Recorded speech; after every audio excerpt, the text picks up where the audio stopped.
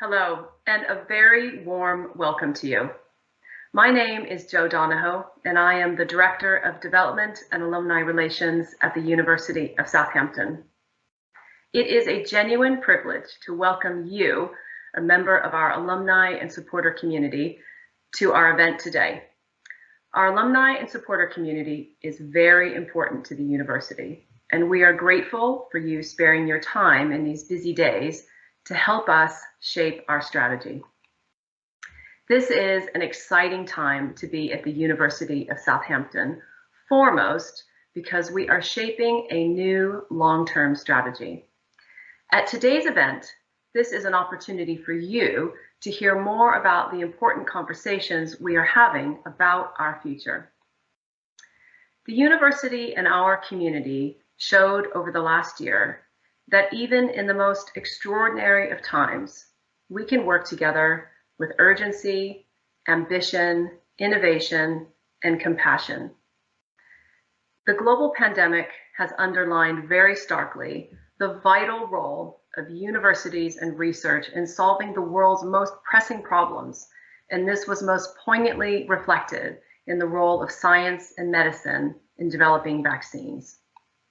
Now, having experienced the pandemic and witnessed considerable changes to how higher education and its institutions can operate, it is important to us and our Vice-Chancellor, Professor Mark Smith, that we hear from a wide range of people who have a connection to the university to hear about their thoughts and ideas on our future.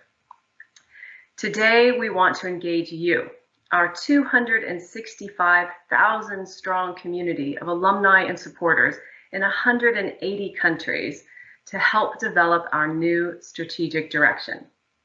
Each and every one of you has a shared connection to Southampton, and through your work, your influence, and the many ways that you help us, you extend and strengthen the impact that we can have in the world.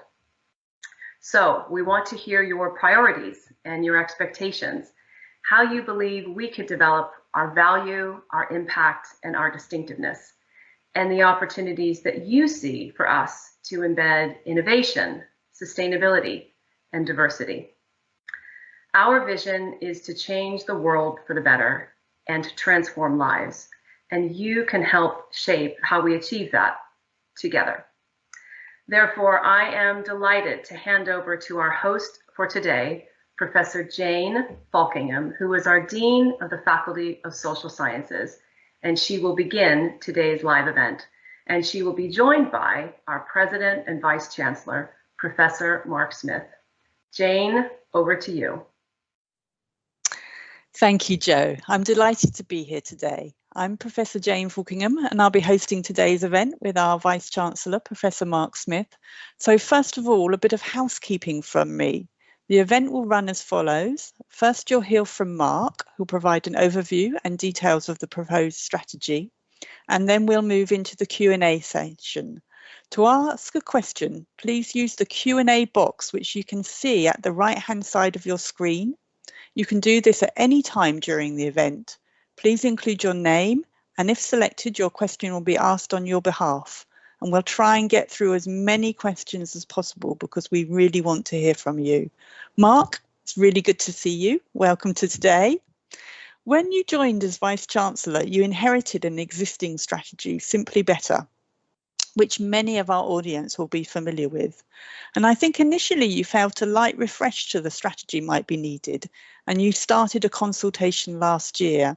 And then unfortunately, this had to be paused when COVID struck, and the university quickly adopted a bridging strategy to see us safely through the pandemic.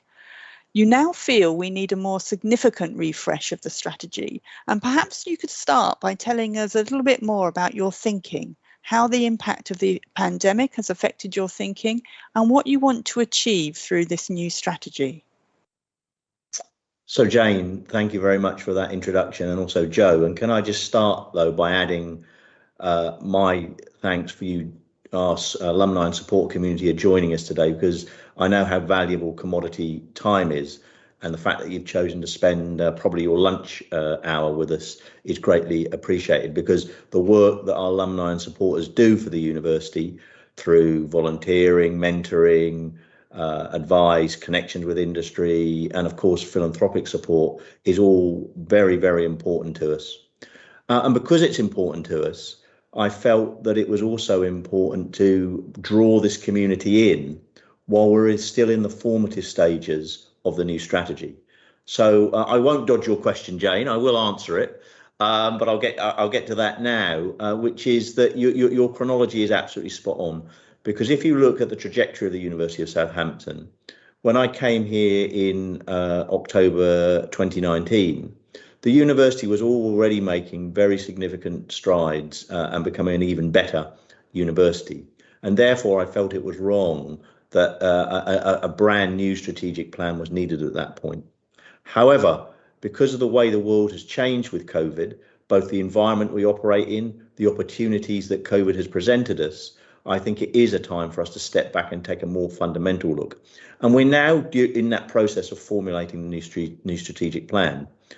And I'm well aware that senior teams in particular, but universities as institutions can often be inward looking and forget all of the other communities that they rely on, whether that be their civic partners, their research funders, or you, our alumni community that make them successful. And therefore, seeing how you see the university, what you want to be proud of about this university is really important to us.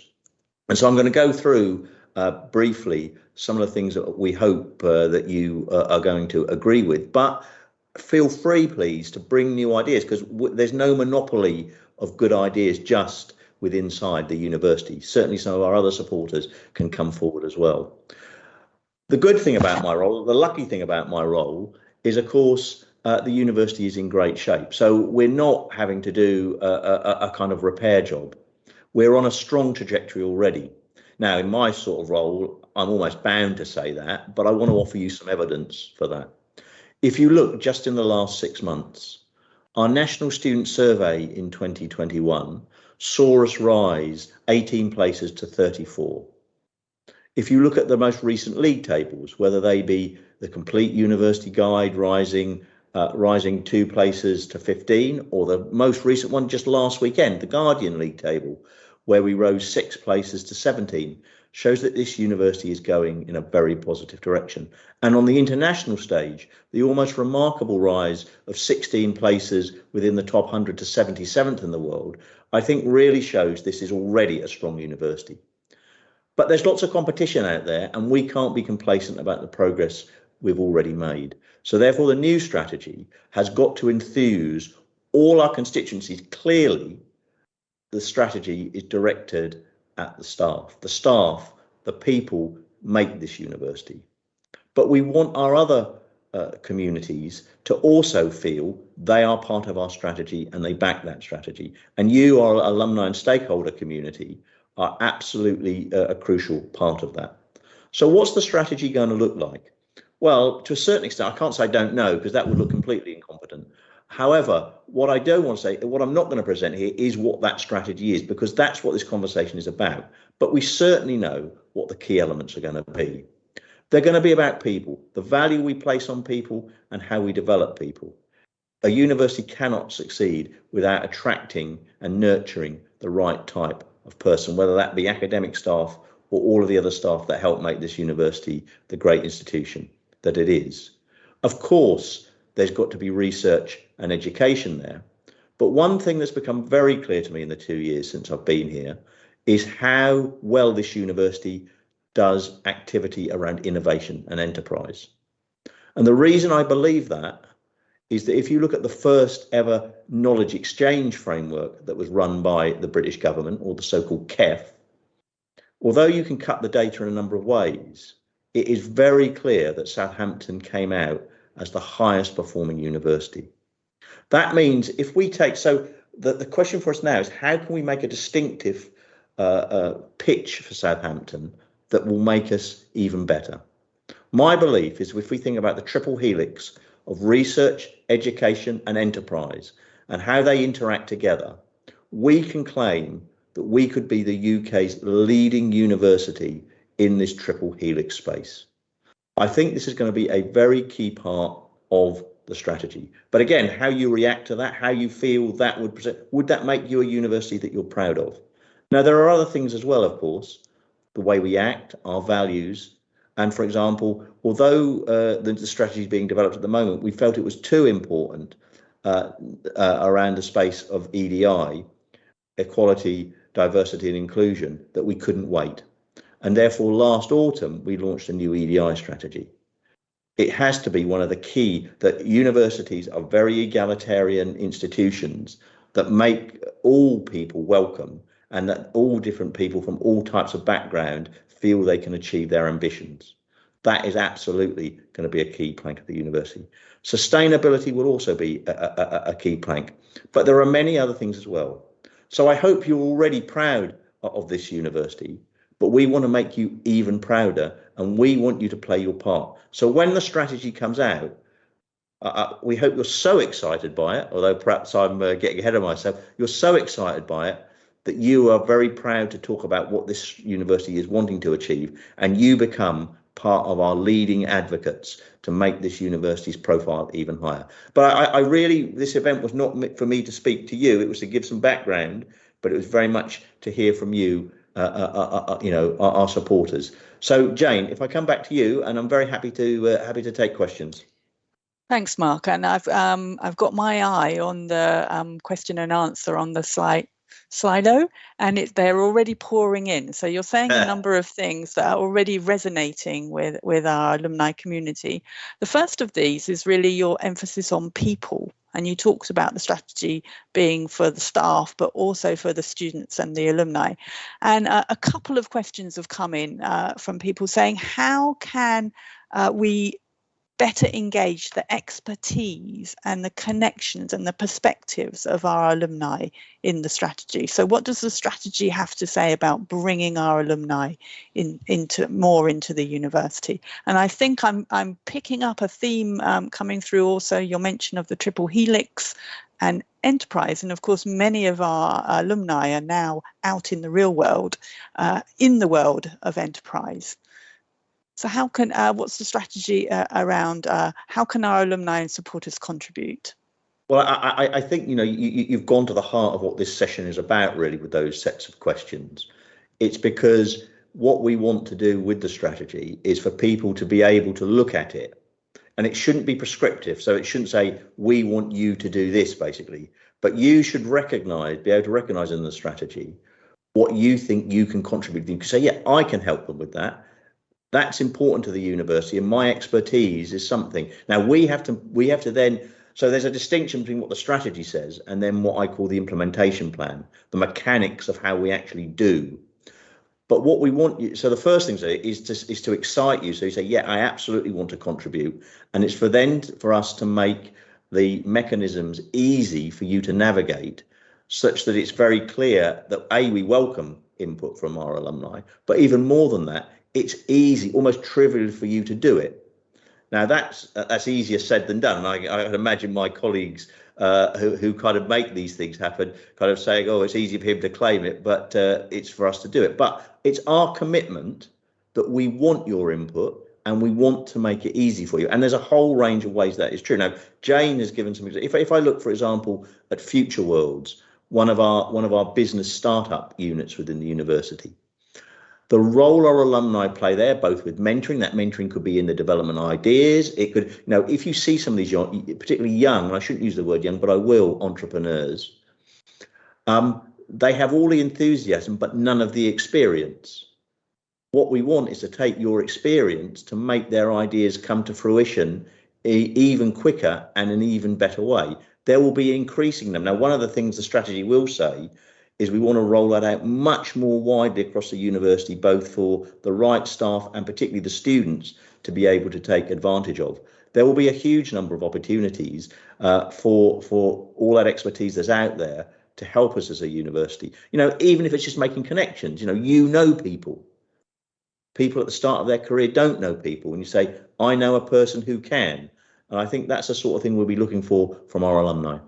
Brilliant, thank you. Well, I had a question from Tom Hasker exactly about mentoring opportunities. So I hope, Tom, that's answered your question. And Benjamin Jones has just said, love the triple helix idea, double down on that. So thank you for that.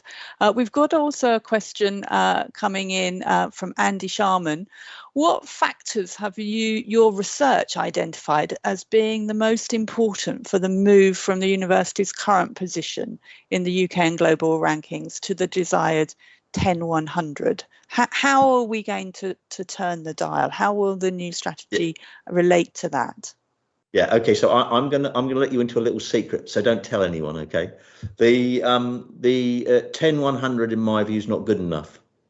So we're going to be even more ambitious. Now the question about ambition, and I'm very clear about this, is you've got to temper ambition with realism. But there's no point wishing for less than you believe you can achieve. So I think the 10 is an absolutely realistic, and that should remain. But we want to go beyond the 100. I think we should be challenging the top 50 universities across the world. Now, that will be getting to 50. It gets very competitive at the top of that scale.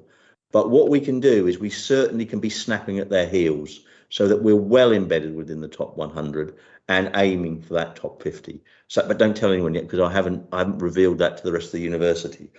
However, the front end of your question was about the factors. There are many, and I kind of won't go into the kind of deep planning analysis, although I'm always happy to engage in a conversation. But I think there are two or three things. One is having an absolutely relentless focus on excellence. It's no good saying this will do, this is good enough.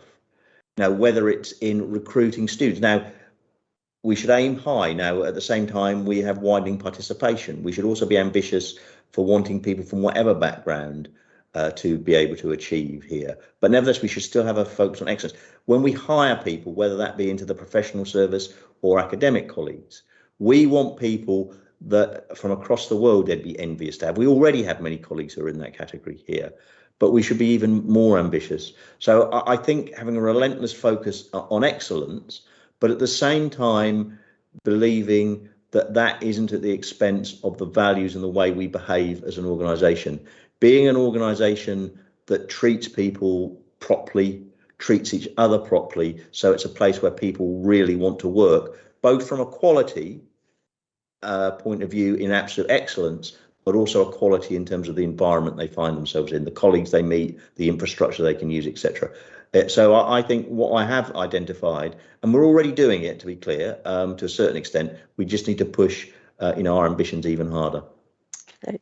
Thanks. I just want to reassure colleagues online who are posting comments and questions in the chat. If we don't get to your question today, we will. I'll be passing all of them on to make sure that the Vice-Chancellor does have sight of all of these, because fantastic questions coming in at the moment. One from Adrian Halnan, who's a colleague actually, Mark, in the School of Education, I should say that. I've worked with Adrian for many years, but of course he's an alum. He's here as an alum. And his question is, within the context of sustainability and values, what is the triple helix going to do in terms of a zero carbon footprint for the university? How do you bring those things together? Yeah, so that's a very good and tricky question. Because I mentioned earlier about the fact that we felt that EDI was too urgent, we couldn't wait. The same is true around sustainability. So we have already launched a sustainability strategy. Now, of course, this will marry in to the strategic plan, the strategy that will come forward overall. However, we have already committed to very significant targets around emissions, first of both scope 1 and 2, and then scope 3 emissions after that. So it's already that there is already a backdrop there against which this strategy will be presented, at which we're committing. And I think the serious point there is when we launched it last October, I made the comment that the reason for setting those targets is there's many strategies on sustainability which have fine words, but really we should be judged as a generation, as an institution, in what we do, and therefore by setting those very stiff goals, we're asking for we're asking ourselves difficult questions, and I think it will mean the way we operate will have to change. So the strategy is already the strategy we're forming is already backed up by that. However, that's not quite what your question was. Your question was, how does the new strategy, particularly the triple helix, how does it help reach those sustainability goals? Well, I think it has to have it writ through it. Both EDI and sustainability aren't things that are off to the side.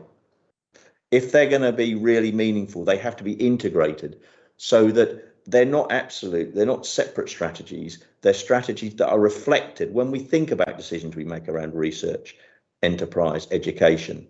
They absolutely have to be deeply embedded inside as opposed to on the outside and peripheral.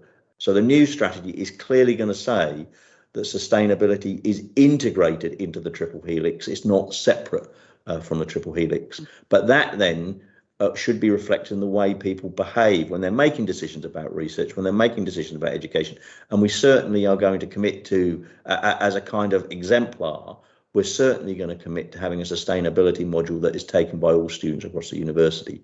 So there's ways we can signpost it, but at the same time, it's also very important that it becomes integrated in the way we operate. Thanks, Mark. I'm loving these questions. It's giving me a real sense of the values of our alumni community coming through as well. And a question which I think sums this up is from Linda Woodhams.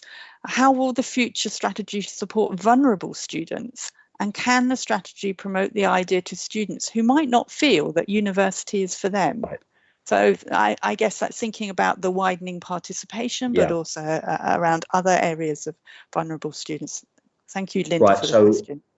So I mean, all the questions have been great, but I particularly welcome this question because it goes back to what I was saying about the values of the institution. Because you see, there are some institutions. So one of the things that, and I'm going to give away what a kind of sad individual I am in the next comment, which is I often read university strategies, and if you read them, one of my tests is if you blank out the name, could you tell what university it was? And the answer is most of the time, no, you can't. And one of the challenges, I may have asked myself and my colleagues here too difficult a question, but one of the challenges I've set for this strategy is if you read it down the line and blank the name out, can you tell it's Southampton? And the reason I mention that is I think there are some universities who absolutely have excellence at their heart. And there are some universities who have been very successful at that mission of widening the reach of higher education. There are very few universities who have pulled the trick off of being able to do both and do both successfully and really successfully. And one of the things I think that we should aim to do is be the university that does pull that trick off of doing both, because all of the, if you think about the kinds of constituencies in our society you were talking about, I think it was Linda, wasn't it? If you think about those people, there's no reason that the talent doesn't lie in them. It's just that their opportunities and chances have been different from other individuals, and we need to recognise that. And I have to say, for example, one of the things, if you haven't engaged or aren't aware of the Ignite programme, the Ignite programme I think is a great example of how through and alumni help us there considerably. If you look at the Ignite programme, how it allows us to put special activities on, both before they reach the university and after they're at the university, for those who have been people in care or are caregivers. I think, you know, if you look at the stories of how it's changed those people's lives, we need to do more of that. So it will be embedded and it will be up front. It won't be simply an add-on to things that we do as, oh, we do it over there. It has to be integrated. Thanks, Mark. And another couple of questions coming through, which I'm going to try and link together and maybe come up with a question that's not in the chat. But we've got somebody asking questions around the university and technology and the River Itchen. And then we've had another question asking about our role in the international community. So I wonder if you can just say a little bit, Mark, about the strategy and how you see that tension between being a civic university and playing our role in the city and the south of England, and how you see us playing a role in a global player. Yeah, I think that's one of the great privileges we have as an institution. Is that we are very much part of the Southampton, Hampshire community, and making sure we're very clear with all those stakeholders, whether it be the citizens that live directly around us, the councillors, that we are up for playing a proactive role, which we definitely are. I think is really, really important. We've already signed a Civic University Pledge, which will get converted into a Civic University Agreement. We're very strong backers, for example, of the City of Culture, but we need to do more and get embedded. But I think that people who take their eye off their local, for want of a better word, constituency, do that at their peril.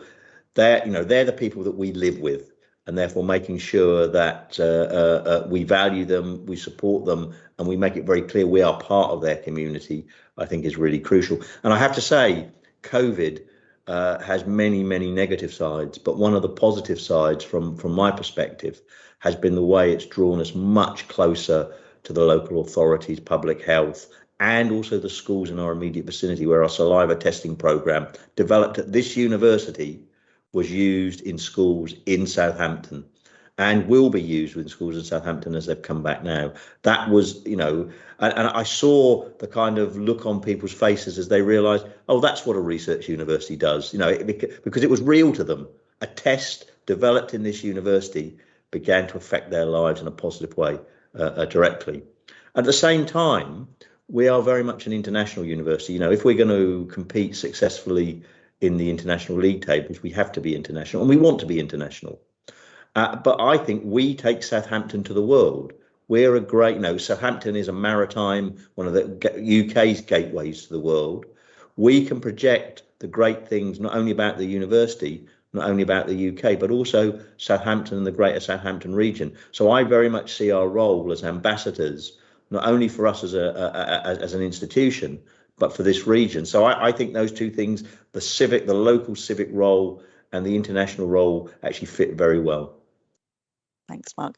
I've got a number of people are asking about how they can get involved and who they should contact. And I'll just reiterate that our team will be in touch with you after this session. So don't make offers of help unless you expect to be contacted, because we do follow through. Another question, Mark, is how ambitious is the strategy going to be? Is this going to be a strategy for growth? Are you looking to grow the size and shape of the university? Yes, so it will be ambitious for growth, but I immediately need to put a caveat around that, in the sense of, it goes back to one of the other questions. You could already see in the number of questions so far, there is sometimes a tension between the things that you're trying to balance. So someone asked me about sustainability. The easiest way to make us sustainable, of course, is to close us down.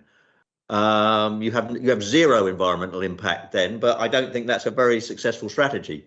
However, at the same time, we have to recognise that any growth plans we have will have an impact on our sustainability. So we will grow a bit, because I think if you look, so someone asked me earlier about analysing the data.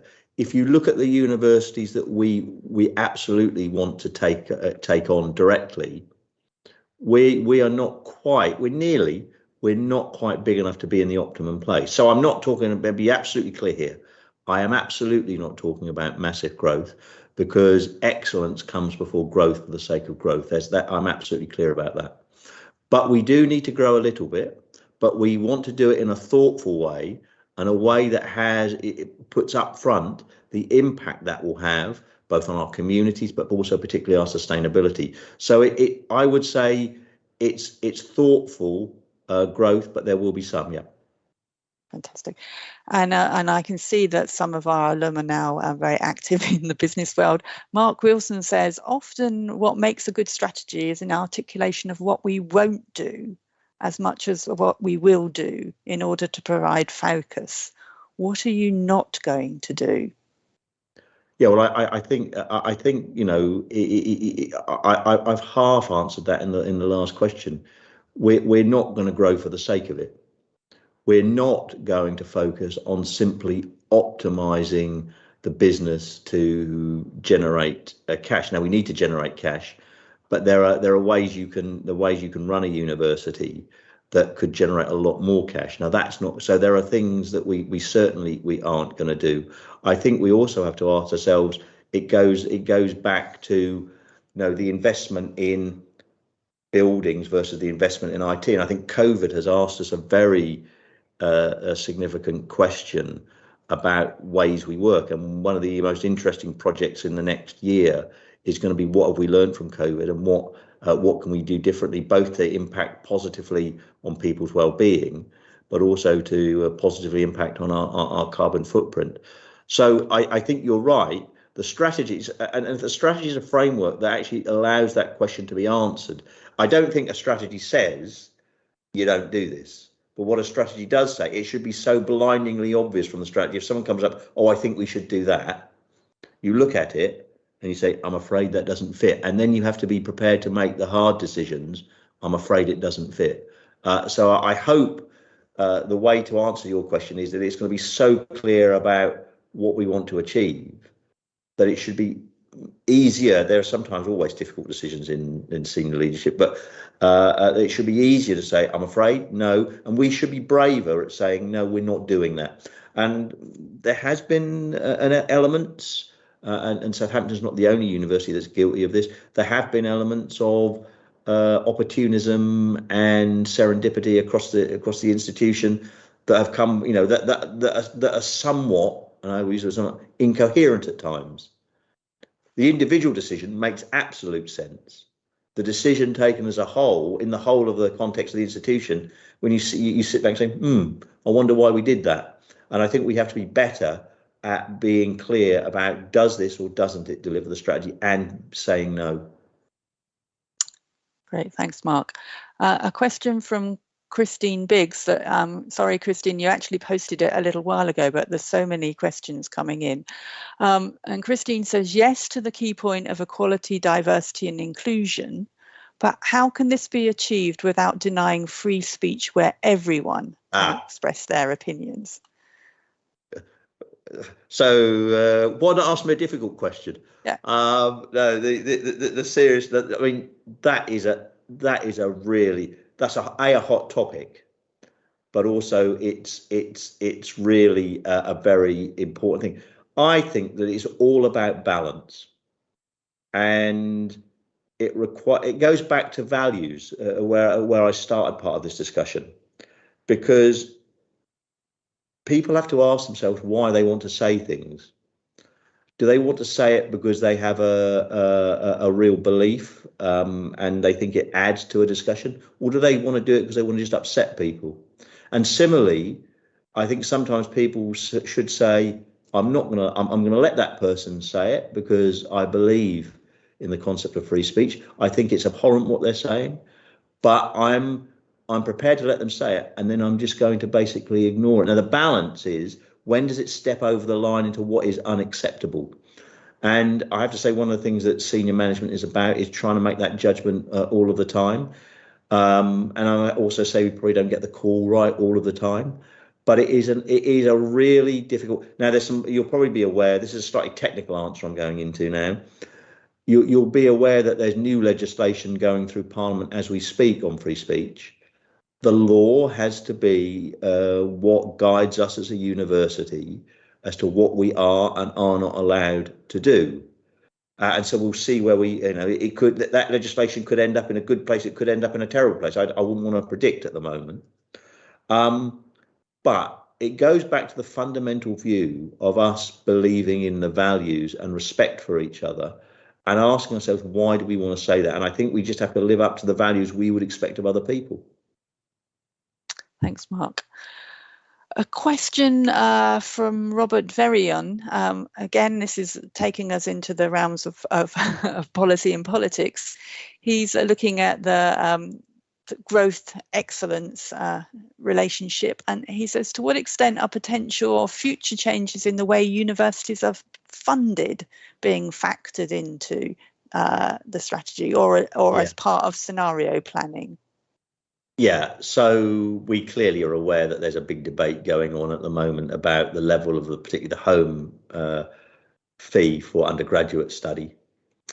What I think, so and like all universities, there's no university who's immune from this in the UK. If there were a very significant cut in that headline fee, we would have to acknowledge it would be quite a difficult thing to achieve the space that I want us to move into in terms of the excellence scale argument.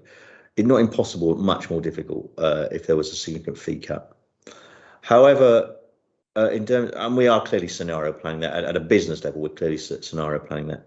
But the one thing I would say is that Southampton, while it would be a big impact, if you look at where we are on the spectrum of UK universities, because of our mix of PG versus UG, research versus undergraduate education, international versus home, if you look at all of those dimensions, we are in one of the least vulnerable positions of universities in the UK. So we have got many dimensions of which we can kind of fund a university. We would need to think about the balance of the university very carefully if there was a significant change in the home fee. And of course, I'm watching that space very, very carefully, and we'll just see where we end up. But we have options. Yeah, thanks. I'm going to try and link two questions together now. So we've got a question from Milan Fuchs, who says, educationally, Southampton is producing graduates who then find it difficult to find a job. How can we be clearer on focusing on what society and industry needs? And Christine Biggs says, could you partner with apprenticeships in business to channel students to where their skills could be best employed? So to what extent is the strategy focusing on meeting the needs of employers and employability? Yeah, absolutely. So, I talked about some of the really strong indicators, but I also said very clearly up front that there were things this university could do better, and improving our employability statistics is absolutely one of them. And there are many ways that we can do that. And in fact, the community I'm talking to here today, you often find that people who do internships, people who have mentors, are absolutely in better places than those who don't. And wanting to embed more of that within what we offer, I think is important. And also to say that I think the careers that people have in the future, many more will be small businesses, many more will be, having to bring out that entrepreneurial side in those that have it. And we need to be able to create the environment and systems to be able to foster that. So I think the challenge you put there is an area that this university absolutely needs to absolutely improve on, and the strategy will absolutely make reference to that. Making our graduates more and more desirable, particularly for the business world, is something that we want to do. But we need to realise that our graduates go into a whole range of professions, and therefore we need to have a slightly nuanced answer to that. The second part of the question was about apprenticeships, and I think that's a live topic. And I don't think it goes back. Someone asked me a question earlier about what don't you do. Now, I'm not saying we don't do apprenticeships, but understanding how the ecosystem between FE, different universities, if you look around this region, you have Winchester, you have Solent, understanding how, and one of the points that I think the government has rightly made over a period now, is that universities thinking about how they interact with one another, and particularly FE colleges. So the right parts of the system do the right parts of the education, but there is more flexibility about movement between them, so that an individual doesn't feel they're trapped on one particular pathway, I think is really important. And understanding how we bring in that flexibility, I think, is really important, and will certainly be something that the strategy talks to. I've got a very specific question from Peter Stone, who asks, will the reopening and running of the Nuffield Theatre be part of the strategy, so it can be a flagship of arts on campus? And perhaps in interpreting that, Mark, maybe get your broader reflections on the role of Southampton within the arts locally. Yeah. So that's a very, as you say, Jane, that's a very, very specific question. Of course, the Nuffield will be refurbished. That it will have a role in our offering, as suggested in the question. It's one of those questions. With a specific question, sometimes you have to be slightly less specific with the answer.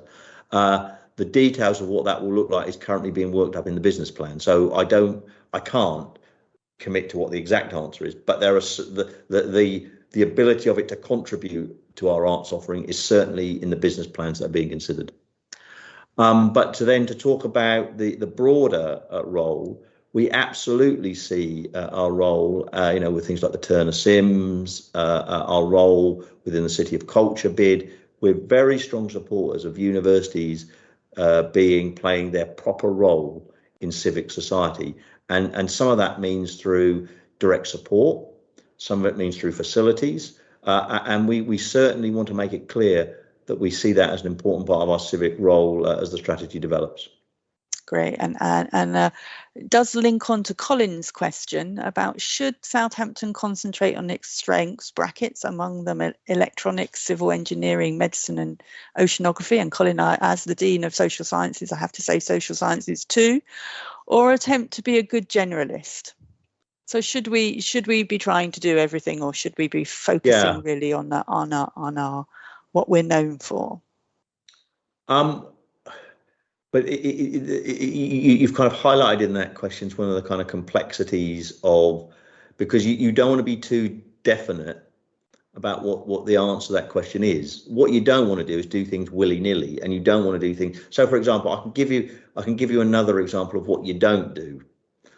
What you don't do is you don't expand the portfolio by bringing in some mediocre subject with mediocre people that just makes you seem to be a broader university. What's the advantage of that? However, if you found a new area, and of course what society needs is completely dynamic in terms of skills, you don't want to close off the opportunity to say we might do some other things and not only concentrate on what we do now. And at the same time, I mean, this sort of form, a slightly dangerous thing I'm going to say next, but take it in the spirit of it's a philosophical, not a concrete point. You also have to say, is the portfolio we have right for the time that we're trying? And you continually looking at that, and you're continually challenging yourself, because it can't be that a university with a particular shape and set of departments is going to be the right university in 20 years' time. And it's those universities that are prepared to take the brave decisions and make the right decisions about that foresight that will come out ahead in that 20-year timescale. Now, I'm absolutely not saying it's closing things down. I'm absolutely not saying it's expanding things. But what I am saying is it's being open-minded and asking the questions, am I sure that the portfolio we currently have and will have in that projection 5, 10, 20 years' time is the one that's going to deliver for Southampton? Thanks, Mark. We've covered a huge range of, and I'm amazed at how our alumni have tapped into the big questions and the big debates that we have around employability and widening participation and our values and our size and our shape and everything else. We've got 2 minutes left, Mark, and I wondered if you just any final closing reflections. There are 2 points I want to reflect. So thanks, Jane, for the opportunity. First of all, is to thank colleagues. You're right, that was a great range of questions, and the good thing is, the thing kind of slightly sigh of relief is that you're asking the questions that are already very much in our top of our minds. So that suggests to me the strategy is not going to be mile off beam for things that will interest you. So that's the first piece of news. The second thing is this is only the start of this part of the conversation, which will evolve very rapidly over the next few weeks. So early next week, Monday or Tuesday, we actually will send to the whole of our community the draft version of what the strategy looks like. But I emphasize the word draft, you'll see that as some of us are calling it the skeleton strategy, because it's only a headline. It's not the wordsmith final version of this yet. When it's launched, there will be opportunities for you to comment directly, to ask further questions. And it's because of those questions, those prompts, those challenges we get in conversations like this and the feedback we get on the strategy that is going to allow us to come up with the best version when it comes to November. So please engage in that. Any comments we haven't dealt with, we will certainly feed in. We have a group looking at them. That all gets fed up to me as we're thinking about what the strategy should say. So it certainly will be looked at. And again, thank you very much for your time. Was even if it's virtual, it was great to engage with you. I really appreciate your time and look forward to you. You know, one of the greatest products, I shouldn't call you all products out there, of the university are the students that come out of the university. You're our greatest advocates.